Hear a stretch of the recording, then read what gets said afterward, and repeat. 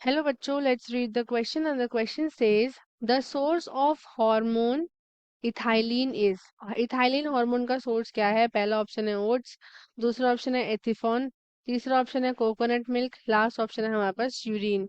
So first of all let us see the key concept. So key concept हमारे question का होगा plant growth regulators. Plant growth regulators. So plant growth regulators क्या होते हैं? हमारे plant growth regulators हमारे small होते हैं एंड ये होता है simple molecules of diverse chemical composition. ठीक है, इनकी केमिकल कंपोजिशन बहुत ज़्यादा डाइवर्स होती है।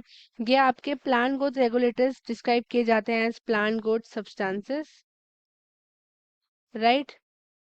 इनको बोला जाता है as plant hormones. Plant hormones बोल लो आप, या फिर आप बोल सकते हो इनको एज फाइटो हॉर्मोन्स। ठीक है, तो पीजीआर जो है इनके हम देख लेते हैं डिविजन्स फर्दर कौन कौन सी है। सो इनको डिवाइड किया गया है। सबसे पहला आता है हमारा ऑक्सीन्स, दूसरा हमारे पास आता है जिब्रेलिन्स, ठीक है, तीसरा हमारे पास आता है साइटोकाइनिन्स, साइटोकाइनिन्स, चौथा हमारे पास आता है abscisic acid, abscisic acid, and fifth हमारे पास आता है एज इथाइलिन। और क्वेश्चन में हमसे पूछा है अबाउट इथाइलिन, सो हम इथाइलिन के बारे में डिस्कस करेंगे।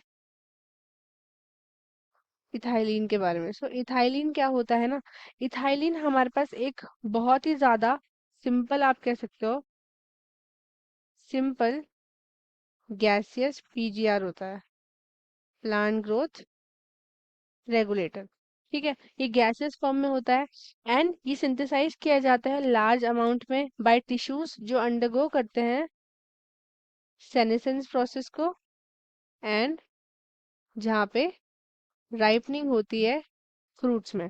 ठीक है, जो आपका इथाइलिन होता है ना, इसका बेसिकली काम क्या होता है, ये प्रमोट करता है सेनेसेंस को, है ना, एंड एब्सिशन को करता है ये promote, specially in the plant organs, leaves and flowers. तो इथाइलिन आपका हाईली इफेक्टिव होता है फ्रूट राइपनिंग में एंड इनहेंस करता है ये रेस्पिरेशन रेट को, रेस्पिरेशन रेट को भी इनहेंस करता है during the ripening of fruit. इसलिए ये राइज करता है रेट ऑफ रेस्पिरेशन को, जिसको हम बोलते हैं रेस्पिरेटरी क्लाइमैक्टिक।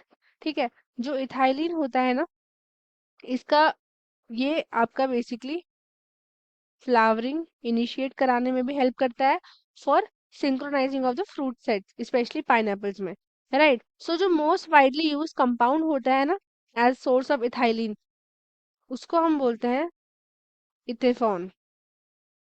इथिफॉन बोलते हैं हम इसको, ठीक है। तो जो आपके इथिफॉन होती है ना, ये आपका एक्वस सॉल्यूशन होता है। क्या होता है ये होता है हमारा एक्वस सॉल्यूशन एंड ये आपका रेडिली एब्जॉर्ब होता है एंड ट्रांसपोर्ट होता है with in the plants and release करता है इथाइलिन को स्लोली।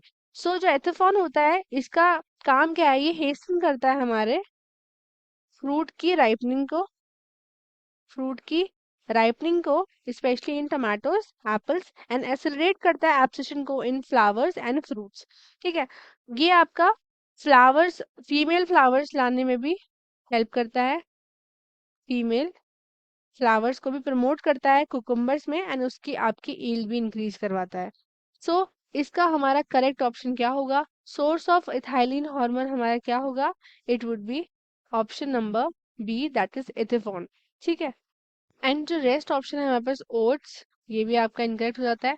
कोकोनट मिल्क भी आपका इनकरेक्ट हो जाता है, कि कोकोनट मिल्क आपका आइसोलेट कराया जाता है, आपका जियाटिन जो है वहीं से आपका आइसोलेट किया गया था, है ना। तो ये वाला ऑप्शन भी गलत है। यूरिन से, ये भी इनकरेक्ट है क्योंकि ये आपका ऑक्सीजन के केस में अप्लीकेबल है। सो जो करेक्ट आंसर होगा वो होगा option number B, that is ethephon. So students, I hope आपको ये क्वेश्चन अच्छे से समझ आया होगा। All the best, thank you.